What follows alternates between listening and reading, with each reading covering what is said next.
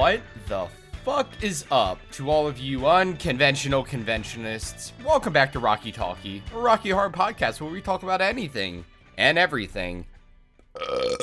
Rocky Horror. My name, if you didn't know, is John. Classing it up. I'm Aaron. And I'm Nicki. Always classing it up. Aaron, how was your week? We haven't talked in like 3 whole days. Oh man, it was pretty good, John. A lot happened in 3 days. I got to bronze tier 4 on classic Hearthstone. Look at you. I'm almost on my 3rd bronze star in Overwatch. Yeah, so I mean, I'm practically a pro at that game at this point. No, they just came out with the classic mode. It was probably 6 months ago or so that happened. I hadn't checked it out. I played Hearthstone a ton way back when, and I hadn't given it a go yet. I got back in. All my cards were still there. I went in, played a bunch of games, remembered all of the things that are frustrating about that format, and then I went on and worked on some Rocky Horror stuff this week. So love it. Yeah, I mean, that was pretty much my week. How was your week, Nicki? How are you doing? I've had a pretty good week. I haven't really done too much in terms of, like, exciting stuff. I know that, like, our weeks aren't supposed to be too Rocky related, but I feel like this bridges the divide. One of my very good friends and fellow castmate Heather and I are finally collabing on a piece for our show. We're doing a brand new poster, and I'm so excited. We're in the final stages of it. I'm obsessed with Heather. I love their work so much, and I'm so excited to finally see everything coming together on the big screen. I'm so pumped. Shout out to Heather. Shout out to Heather indeed. Y'all will not believe what I got to do this past week. So this week, I actually had the opportunity to see In the Heights, the movie that is coming out next month. And for all of you who are super excited to see it, who all of you are big theater people, big Lin-Manuel Miranda people, it's incredible. So when it hits June 11th, HBO Max, and I think it's airing in theaters, go see it. Go see it any way that you are comfortable seeing it. It is so good. I cannot stress to you how amazing this movie is. I can't stress to you how horny I am for Anthony Ramos. I don't blame you. Literally, the entire cast is hot. Like, the entire cast. Even Abuela. That's awesome. I've never seen it, so I am absolutely pumped to get to find. I don't know. Was it based on a stage show? I have no idea. Yeah, it's based on the stage show, but it's updated a little bit for current times because it came out in like 2008 or something like that. So it's updated a little bit, but it's so good. Awesome. Yeah, no, I've never seen the stage show, so I'm kind of pumped to finally get to see a version of it. This will be fun. That's awesome, dude. Absolutely. But we're not talking about In the Heights on this podcast. We're talking about Rocky. So with that, let's get started with our first segment.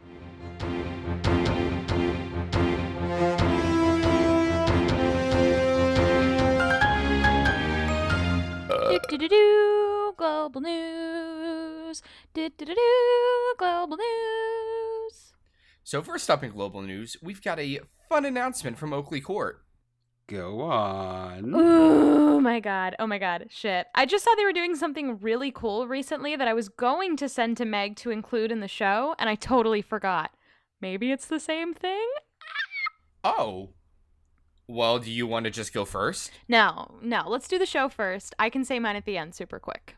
All right. Well, the Oakley Court, which is the castle where Rocky Horror was filmed, just announced that their annual film and memorabilia fair will be returning this year and will be held on Halloween 2021. So, for those of you who may not know, the Oakley Court Film and Memorabilia Fair is a unique and exciting film and movie memorabilia event set in a venue steeped in British TV and cinematic history.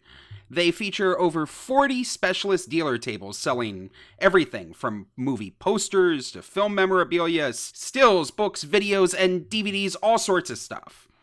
In addition to being the set of, well, our favorite, it's also home to a ton of other horror movies from the 60s, the 70s, and the 80s, including Curse of Frankenstein, Dracula, The Reptile, Theater of Blood, and TV favorites including The New Avengers and Hammer House of Horror.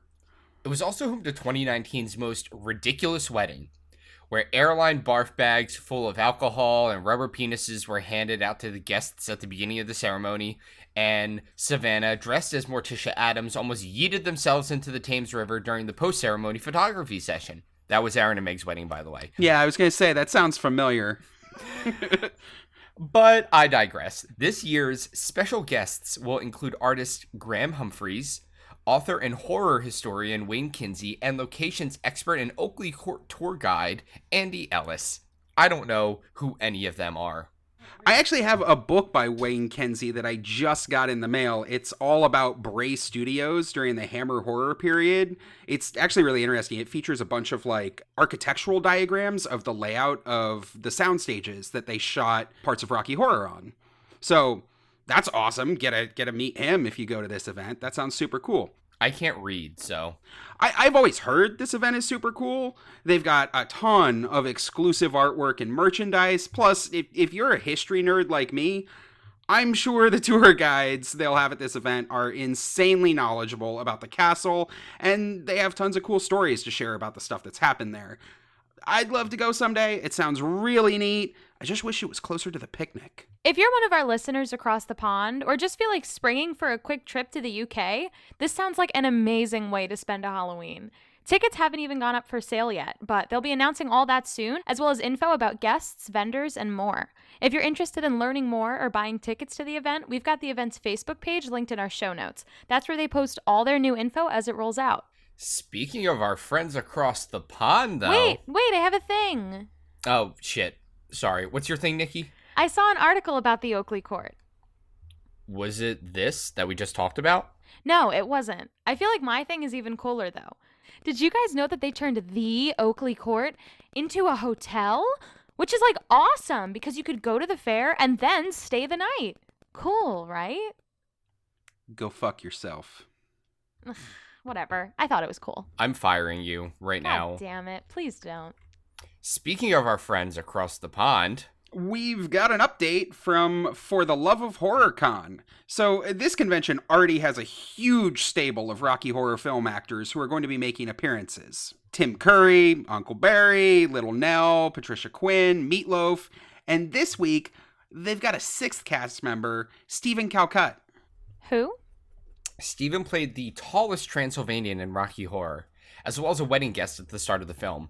So Stephen was registered with the Ugly agency when the casting call came out, seeking unusual-looking actors to be casted as Transylvanians, and apparently being 6'6" was unusual enough to land him the role. I'm so sorry. What? The Ugly agency? Yo, you heard me. The Ugly Modeling Agency is a London-based alternative modeling agency that specializes in character modeling. Their primary focus is celebrating everyone's unique beauty. It was founded in the late 60s to fill a need in the modeling industry for faces that didn't fit the mold of what is conventionally attractive. They helped Stephen land one of his first acting jobs, which was the Rocky Horror Picture Show. After Rocky, Stephen took on numerous screen jobs, including portraying 5 different characters in Doctor Who throughout the 70s and 80s. He's also done a ton of, I don't want to say notable work because the point is literally not to be notable or not on screen, but he's been extremely successful as a body double. You haven't seen him in all 3 original Star Wars films where he stood in for Chewbacca, the first 2 Harry Potter films, and 007 Die Another Day. Damn, I feel like almost everyone has seen at least most of those movies. It's so funny that we were watching him all along without even realizing. Well, if any of you are interested in seeing Stephen in real life, he'll be appearing as a guest at For the Love of Horror Con on October 16th and 17th in Manchester, United Kingdom. I bet you'd make his entire life if you mentioned to him how much you loved his work in Star Wars. And speaking of Star Wars, are y'all ready for some retail therapy? Because Adam Age Industries has just released a line of really neat and honestly really fucking original Rocky merch. Yeah, I was ready to scroll through this stuff and see more variations on the same Rocky swag most companies release, but they've got a lot of really different designs to choose from, and I'm here for it. Like the enamel pin of Frank's boss tattoo. I've never seen one of those, and it's really freaking cute. And the lips throw pillow, I absolutely want one for my couch. That is so adorable. They've also got a bunch of t-shirts, of course, including the original Roxy logo and the Time Warp dance steps, but they've also got the OG logo in like this really bright acid green color, which doesn't sound like it would work, but it totally does and looks really cool. I'm a big fan of the t-shirt that they have that's just a copy of the Japanese poster on it, like, what the fuck? Man, I love that poster. We've got a copy of it in our bathroom. It's my favorite one, especially because the poster is entirely in Japanese, except for a couple of dates and the word sex. Like, I have no idea why. I've never found a translation of this that's any good, but it's funny as hell. Oh shit, you can see it here on the shirt too. Oh, I need it. Why? Why does this exist? I mean, I don't know, but I want one. But guys, they also have a glow-in-the-dark shirt. Just saying. You could wear it as a crew member because it's technically black, but you'd be sticking it to the man because you would glow. Oh my god. I mean, the man is Meg. And I'm already sticking it to her? I mean, I'm also kind of the man. You can stick it to me if you want. When the fuck am I ever going to, volunteer to do props? If you're... God. Well... If you're interested in shopping, you can find the entire line at adamageindustries.com. The shirts will run you between $20 and $40, or approximately 1/100th of a Frank jacket. The Lips throw pillow is $44 and about 1/68th of a Frank jacket, and the adorable little boss pin is only $10, or 1/300th of a Frank jacket. And we've linked all of that for you in our show notes. Yeah, I might have already bought some of these guys. I'm not surprised. I actually, you'd be surprised. I actually do not own shirts that are just straight up the Rocky Lips and the logo and stuff. So this was a great opportunity. I'm going to send you a shirt that's just my lips. I would buy that. Yeah, I'm sure you would. Mm-hmm. So next up, we are going to talk about community news. Beep, beep. Yay! Nobody's excited about that. So first up in community news, we've got a very sweet article written by May Hunt. That sounds like a fake name. Yeah, that really does. At the Kynon College about the first Rocky Horror performance the Ohio University has put on since the start of the Panera Bread. You mean the panorama? No, the pansexual. Oh, okay. Yeah. The pan-fried tilapia? Pan-seared pot stickers, actually. Oh, those are good. Those are really good. Now I want to go to Fridays. Pansexual Pennsylvania. How? I can't come up with a single one of these. Jesus Has Christ, put on guys. since the start of the Pansexual Pennsylvania. The performances took place on April 27th and 28th, and they featured quite a few socially distanced amendments that I bet most of our listeners are probably familiar with by now. May describes how the actors all wore face masks, so naturally a few things get lost in translation, and it felt a bit difficult at times to grasp the full range of the performances. Certain numbers, especially Toucha, were slightly awkward without the actual touching. However, the production team seemed aware of this, and they added a gag where the actors held a 6-foot-long measuring tape between their bodies instead of boning. That's a cute take.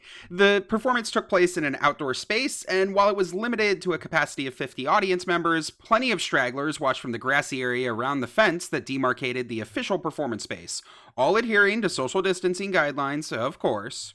While infinitely safer than an indoor theater, the article lamented the lack of an intimate feel to the show that one would normally find from a traditional theater setting. May does go on to say that a production without some rough edges is arguably a flawed interpretation of the source material. I think we can agree with that. And says that in spite of its weirdness, the show was a ton of fun. The crowd was super energetic and had a great time shouting callbacks. They even did a virgin sacrifice during intermission, where the two virgins competed in a dance battle.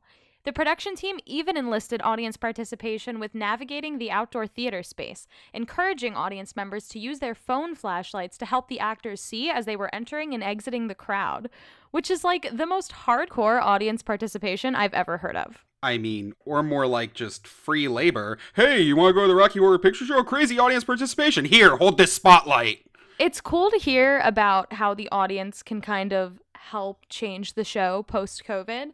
Because I know my cast in particular had a lot of trouble in the beginning navigating what to do during bedroom scenes, because we're not going to do those scenes. There's just no point, and we can't social distance it. It's not safe.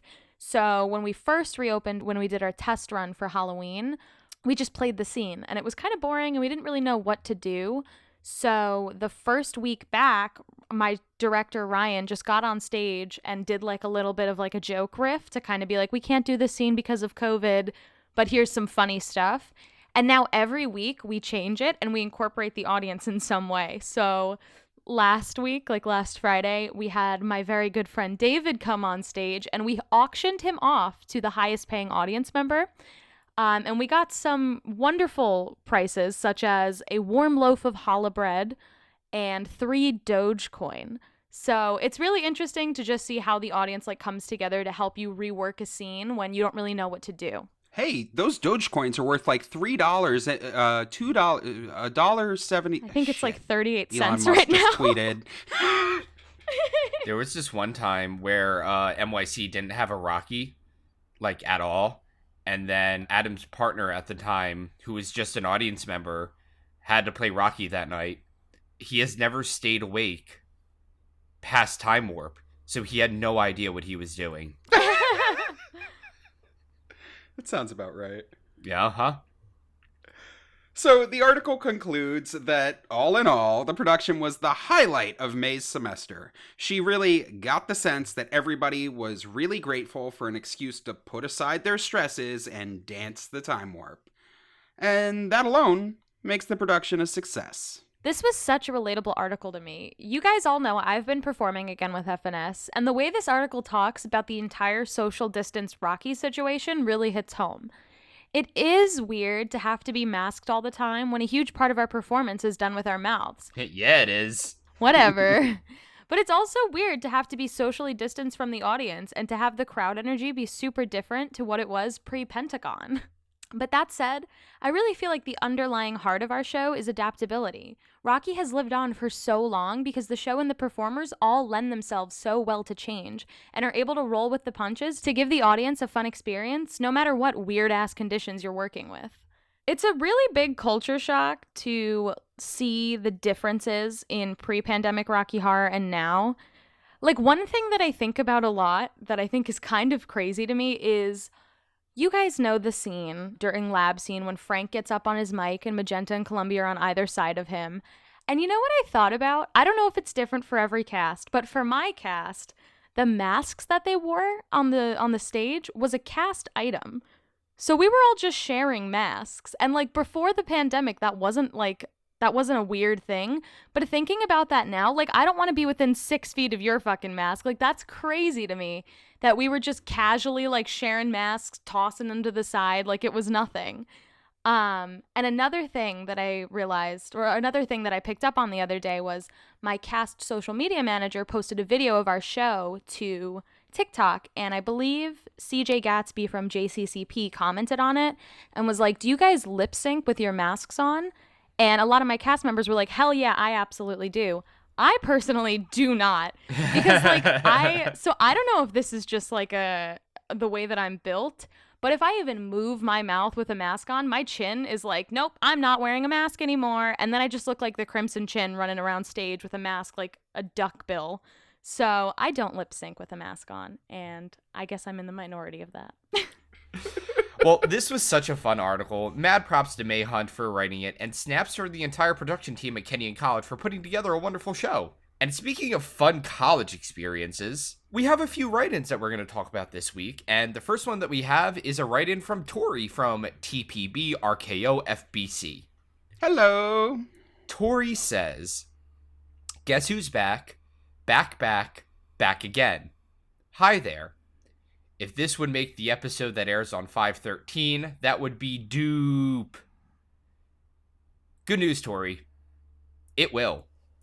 Here to remind the community to get in those casting submissions for the All-Star Rocky Horror and Shock treatment that will be happening during our virtual con, the Teseracte Staycation. Shocky is Friday, 7/16 at 11:30 p.m. Eastern Time, and Rocky is Saturday, 7/17 at midnight, which is 11:59 Eastern Time. The deadline to submit for the shows is Friday, May 15th, which is for my birthday. Not Tori's birthday, my birthday. My birthday, John. My birthday is May 15th. John's birthday, May 15th. Not Tori's birthday. John. Not Tori's birthday. Yeah, what, you're going to show up on my birthday with a birthday gift on my birthday party with my house on my birthday. With a birthday gift, and my birthday party with a birthday. While you're there for John's birthday, fill out our panel and maybe submit a cast pre-show for pre-shows on 7/17. All links can be found in our link tree, which we will link for you all in our show notes. And any questions can be sent to the Tesseract players on Facebook or Instagram, or you can email us, and by us, I mean Tori, at Teseracte Staycation. That is TESERACTESTAYCATION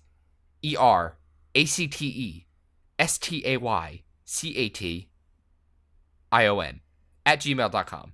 We're about 2 months away from the con, with so much more to be announced soon. Heart. By the way, you're also pretty and sexy. Thank you for sharing this. I love you, and we'll cook for you one day. Wow, Tori, you know what? I am pretty and sexy. I think that part was about me. I think the cooking part was for you and Aaron, but the pretty and the sexy was just, for Nicki. Of Nicki Asks a Question, also known as Knack Snacks. Just saying. Yeah, okay, that seems accurate. All right, people. I know July feels like forever away, but it's really only 2 months from now, which is terrifying to think about, especially because me, Adam, and Savannah are moving in July. That means we're moving in 2 months. We should probably start packing. What even is time? Our friends up at Tesseract are all working really hard to put on a fun virtual con for us, and we think they're doing a fabulous job. So please, help make their lives a little bit easier by getting in your submissions as soon as possible. I know that we're all Rocky people, and Rocky people leave shit to the last minute, but please, be a bro. John, have you gotten your submission in yet? I haven't. I think I might just rebrand the riffraff video that I used for RKO, because I genuinely do not have fucking time, but I do want to be a part of the show. I'll probably just rebrand it, if I can find that file anywhere, because it's been literally eons since I made it. What about you, Nicki? I don't really know. I'm still on the fence about auditioning. I'm thinking about putting in for Trixie, but also the idea of getting naked in my living room just feels a little weird. I personally love getting naked in my living room. I live with my parents. I personally love getting naked in my parents' living room. What about you, Aaron? I prefer to get naked in my bedroom. Oh, you mean about the show? Yeah, I see. Fucking prude. There wasn't a box to check to submit for Ralph Hapshat, and he's the only guy I want to play at a con. Not in Shock Treatment, in Rocky, of course. He has too many words and Shocky. But I did sign up for maybe being involved in some of the panels and things like that. We'll see how that all shakes out. I'm really excited for it. Still never seen Shock Treatment. Keep it that way. All right, fair. But everyone else should make sure to get their submissions in soon. And fill out those other forms, why don't you? And eat something. You never eat. Haven't you met a nice man yet? Or do you want me to go to my grave without grandchildren? That's exactly what I want. Are you okay, Nicki? Oh, yeah. I think I just channeled my mom for a minute there. Anyway, next up, we've got another write-in from Tori, everyone's favorite ginger, again! I was just saying, we hadn't heard from her in so long. Wasn't I just saying that? No. Anyway, she writes, "Hi, we have another totally awesome, wicked cool Tesseract Staycation announcement. We just opened submissions for our All This and a Floor show talent show. Prior to the All-Star Shock Treatment show on Friday night, we will be buttering everyone up with the skills and thrills of the community. Do you sing? Can you put your pants on without using your hands? Can you flip the most perfect pancake? Submissions are open now and are due by July 1st, same deadline as video pre-shows. All acts must be pre-recorded and no longer than 7 minutes long. We can't wait to see and show you off. Don't be afraid to get weird with it, am I right?" Okay. Tori, this is an exciting one. We really love talent shows, especially at a Rocky Con. Our community is full of such amazingly talented and, frankly, weird people, and we all love going out and throwing our dicks on the table when we get together, so con talent shows, always the best. What sorts of things do people usually do for con talent show performances? I could kind of go for pancakes. I don't think we've seen any actual pancake flippers. Although, I could be wrong, but we get a pretty wide variety of performances. We get singers, dancers, people shadowcasting different musical numbers. Our community is full of sideshow and burlesque performers, so we see a lot of those sorts of acts. Every single time I think of con pre-shows, I think of the NYC alumni Steph. She has such an incredible voice, and she doesn't utilize it as much. It's not like a thing that defines her. No one thinks of Steph, the singer. But holy hell, has she got an incredible voice, and she always comes to these con talent shows and absolutely murders it. I love her voice. I love her. And I hope I get to hear her sing again soon.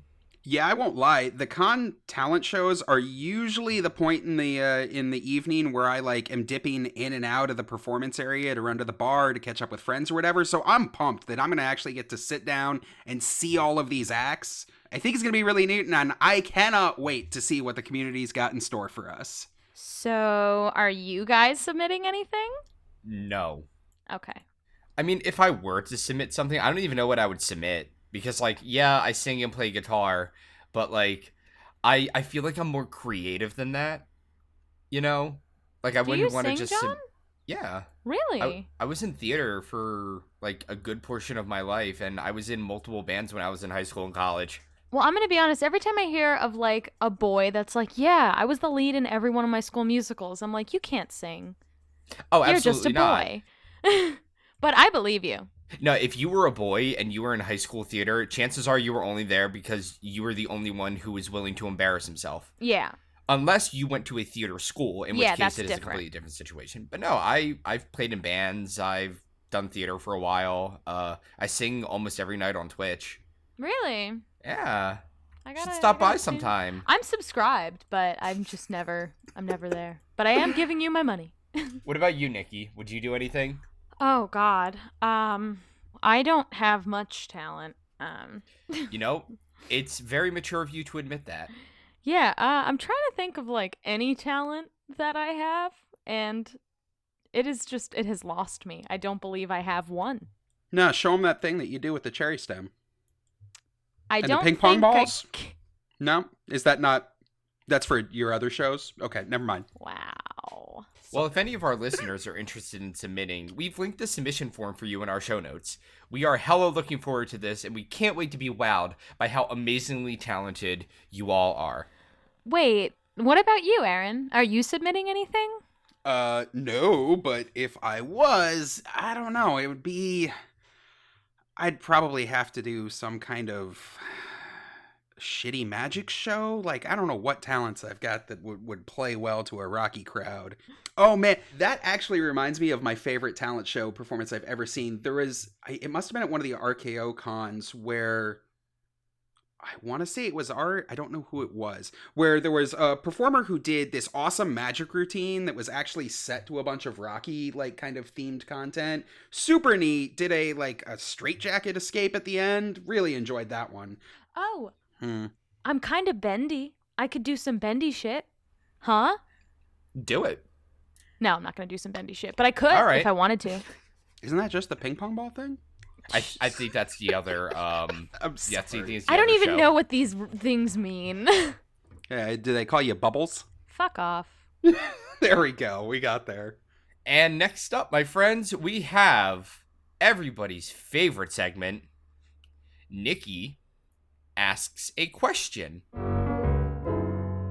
Yeah, guys, I mean, I heard we were talking about amazingly talented people, so I guess I'm here. This is your talent, asking questions. Yes. So this week we've got more of a discussion topic than a straight up question for our knack snack. I want to take a dive into a topic that we've been carefully reserved about on the show for good reason, but I think it's finally appropriate. Let's talk about Rocky Horror coming out of the pandemic and shows beginning to reopen.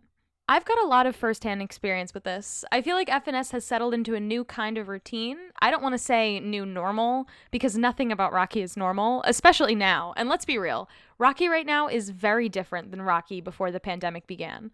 But there's a lot to talk about here. I'm down. I know we haven't talked about this a lot because we've been waiting to kind of take the pulse of the community. And I want to be really clear before we talk about this. Like, every situation with every cast is going to be different. There will be casts that open sooner or later. Some, like FNS, are already open. Some will not be able to open due to their local restrictions. And some are going to remain closed because of reason XYZ, like NYC. Yeah, more than anything, I think we can all agree after this last year that not everyone feels the same way about being out and about and resuming the things that we did before the world went to shit. So we're not calling anyone out. We're not telling you how you should feel. And we certainly aren't advising you to do anything that doesn't comply with your local ordinances or the rules put into place by your theater or your cast leadership. Your cast situation will be different. Think. Don't do anything stupid, at least not anything more stupid than usual. And if you're not comfortable with something, say something. So with that massive wall of disclaimers out of the way, let's talk. What's some stuff that we should all be doing as we're getting ready to come back to Rocky? And I think I want to hit that point that you just brought up. It's all about everyone's second favorite C word. Oh my god, Meg, not that one. Consent. Oh. Oh. So going back to Rocky, after a literal year plus of not being around large groups of people and not interacting with strangers and friends in the same way is going to be different. If you're not comfortable, you have a right to say something. It doesn't matter if it's, I don't want to do bedroom scene, or can we stand a little further apart, or I'm not comfortable performing if everyone isn't vaccinated. Right. All those same conversations that you have with new performers or when you start doing a new role, you get to have those again. The slightly awkward ones about how do you want to do toucha and telling your Frank, it's okay if you want to fuck me from behind, but please don't put your face in my face. You get to have all those conversations again, but don't worry, you already know most of these people and they will be just as relieved to talk about it as you are. And it's super helpful to be able to run through the stuff that's going to change. If you and Columbia aren't doing lifts anymore, figure out what you are doing. I was really glad that FNS was able to find time to rehearse before we reopened. We didn't have Rocky Horror for over a year, so a lot of us were so rusty. But in partnering with our incredible theater staff, we were able to designate time during the week to rehearse all the important stuff, and it made reopening so much easier. And there's a lot of things that are going to be different. Over in New York, we still don't have a reopen date. Theater and movies in the city just can't be run at the capacity rates that the city can currently deem safe. So with my role as Ask Director of the New York cast, most of the questions I'm getting from cast members, and I know Meg and Eric, the two directors, are getting these too, is when are we opening up? Are we at the same theater? What can we do to get ready? And I can assure you out there, just as I assure the New York cast, you'll know as soon as your cast leadership knows. I know that we finally had a couple opportunities to help out other casts. So, for example, there was a drive-in show yesterday that a few of our friends performed for. Trust me, when they become available, your directors will let you know. Stop asking me. I really liked getting a chance to do the drive-in shows last summer. They were a whole different experience, but one that obviously doesn't directly carry over. I was really glad FNS did 4 shows over Halloween, but didn't fully reopen until April. I'm really pumped we were able to have that because post-COVID Rocky Horror is so different. No virgins, no dance party, some scenes need to be omitted, masks, socially distanced blocking, and seating. There were a lot of changes that I'm really glad we were able to preview before we went back in full swing, and we were also able to figure out what worked for us and what didn't. Definitely. If the opportunities come up and you're ready to perform, get in on them. And if you aren't ready, but you see others out there performing, remember that everyone has a different situation. It's going to be okay to sit out a few if you aren't comfortable yet. And your cast leaders will understand. Perfect example. Savannah has been vaccinated and inoculated for like 2 months. When Meg had posted in the NYC group chat about all these outdoor events that are happening with other casts, Savannah was like, I want to do it. John, do you want to come with me? Like, do you want to be like my Rocky? I'm going to play Frank. Do you want to be Riff and Magenta together? And I was like, honestly, dude, no. Because I'm not, like, I get my second shot on Thursday, and I'm not going to be fully inoculated until June. So, like, as much as I would love to return to the stage as Riff or Frank or somebody, I just don't feel comfortable doing it. So Savannah went, had a great time, and, you know, we all perfectly understood. They had a great show from what I heard, and it was because everyone who was there was comfortable being there. Nobody's getting kicked off of a cast because they aren't comfortable performing yet. Imagine Meg being like, yo, John, if you don't go do this show in the middle of buttfuck Pennsylvania, you're off cast.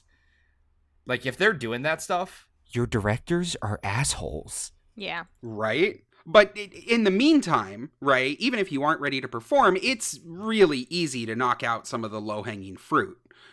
Get your costumes and your props organized. Find everything that you might have pulled out to get fixed or cleaned, or maybe you got a new piece during lockdown. Throw out some of that old makeup that you might need to replace. Yes, I'm talking to you. And go get your costumes dry cleaned. Seriously, get them cleaned. And get them altered if they need to be altered. That is one of the main reasons why I'm nervous to go back to performing, because I lost like 40 pounds since we stopped performing because I did keto. And I'm still at that weight, so none of my costumes fit me anymore. I had to put on, for example, my Frank dinner scene corset just for like a drag look that I was doing for Twitch, and it fell right off of me. I need to get every single thing altered before I go back to performing. And I know that it can be intimidating to get stuff altered, but it really isn't. Most local dry cleaners will also offer a tailoring service, or I don't know, just Google a local business. You know how to internet. Or like hit up one of the million seamstresses that are in the Rocky Horror community. I guarantee you every cast has at least one. I have an in-house seamstress, Savannah. And it can be really cheap. You can spend $15 to have something modified rather than buying an entirely new piece. Right, and that's assuming that you don't have the aforementioned local costuming wizard. But if you do, reach out to them now, because you know that they're going to be swamped the 2 weeks before you reopen with all those last-minute, simple requests, right? And when you do finally hear word that your show is coming back, make sure to ask whatever questions you need in order to feel safe. Ask if your cast is requiring vaccinations, if that's something that concerns you. I know I personally will not be performing till I can assure that everyone on stage is vaccinated and inoculated. Yeah, I would say almost every one of my cast members has at least their first shot. And it did help to breed a stronger environment of comfort through our performers and techs. We all felt a lot safer knowing that everyone around us was doing exactly what they needed to do to keep everyone safe. And those who couldn't/didn't want to chose not to return, which really helped a lot. Yeah, a lot of discussions are taking place in the professional theater world about what kind of safety and regulatory restrictions are going to be in place as places reopen. In the last several issues of Lighting and Sound magazine, there have been several pieces about exactly that topic, and getting vaccination numbers up is a major part of making staff members feel safe. Wait, Lighting and Sound magazine? That's a freaking trade magazine, Aaron. Is there anything that you aren't a massive fucking nerd about? No, but listen, dude, the subscription is literally free. And they have all those super cool ads in the back for like lighting equipment and things that, I just dream of buying for the New York cast. New York already has the most complicated lighting setup I've ever seen at a Rocky show. Like, beyond what anyone has ever needed. Why in God's name would we need more? No. Listen, man, there's this like micro fog machine out there that just came out. It's like the size of a vape.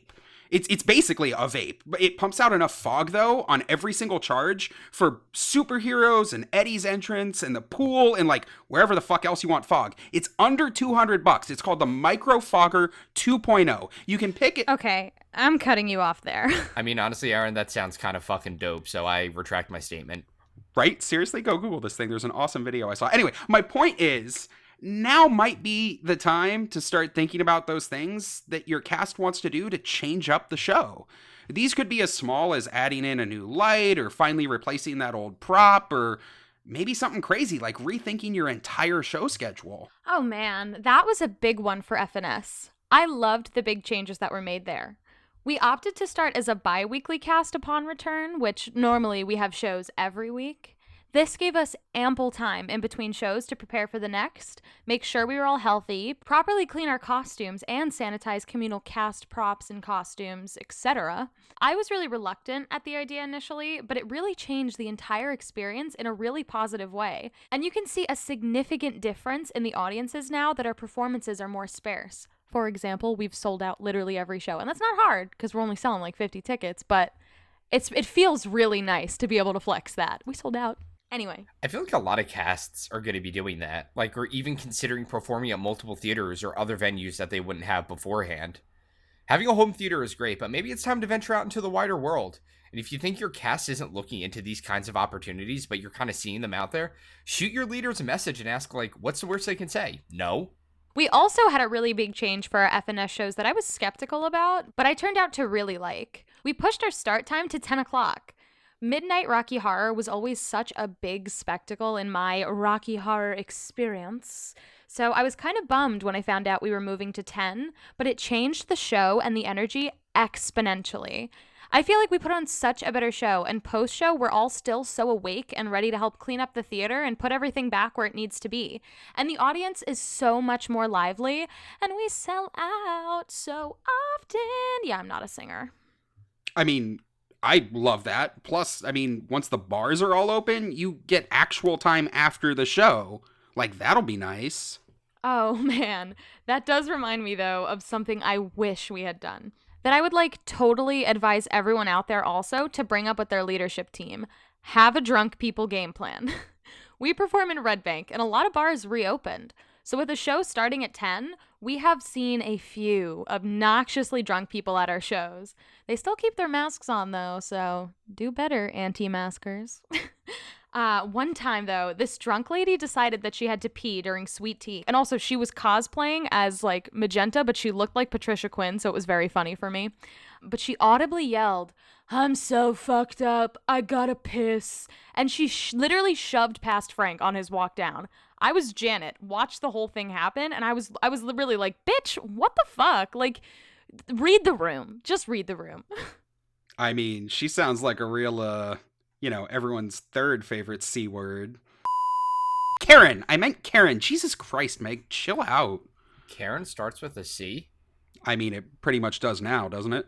There was this one time, I believe it was one of our Halloween shows, the last time that we performed for Halloween, and it was one of our cast members' first nights on cast, and she had come up to me and was like, "Hey, there's this girl who's in the back. She's extremely drunk. What do I do?" And then I was like, "Oh, that's fine," because I was in the middle of getting costumes and props and all that stuff together for the show because it was a midnight show. So I was like, just go get security. They'll just escort her out. And then in the middle of doing that, she vomited all over the floor and then passed out in the back of the theater. Oh my God. And at that point, the thing is what are you going to do? As somebody, well, at least with NYC, we are just performers. We're just there to perform. We have that theater. That is not our theater. It's not anything that we have jurisdiction over. We kind of fall into the hands of the theater. So if something like that happens, we have to get the theater people, and then they kind of decide what needs to happen. So it's not only a conversation that you need with your leadership, it's also a conversation that you would have to figure out with your theater as well to see who is responsible for that. Luckily for NYC, it's the theater staff and not us. But I imagine that a lot of casts are going to have a whole new set of challenges to deal with when it comes to the audience. And it's not just the drunks or the people who would want to start fights. It's the new breed of willfully non-compliant people. You need a game plan for Karen, who shows up maskless and shouts in people's faces thinking that there are just no rules at Rocky because that's how it was back in the day when she saw it. And if your cast leaders don't spell them out, ask about what those policies are going to be and how they're going to be enforced. Does the theater have a policy for handling them?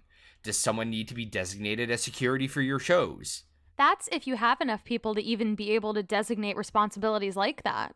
A lot of casts are going to be struggling to put a full floor show together. If you haven't returned, but you know that friend that always promised they were going to join, reach out now. I know it's virtually impossible to bring new cast members on during quarantine, so I'm glad that we didn't at FNS, but it was definitely a shift in our show when we came back missing so many cast members.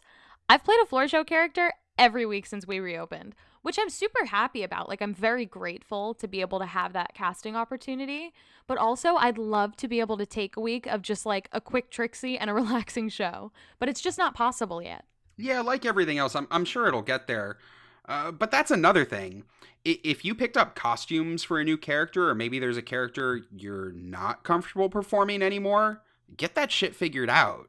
If you don't have a usable floor show corset anymore, start figuring it out now, or let your director know that you won't be able to do anyone that needs a corset.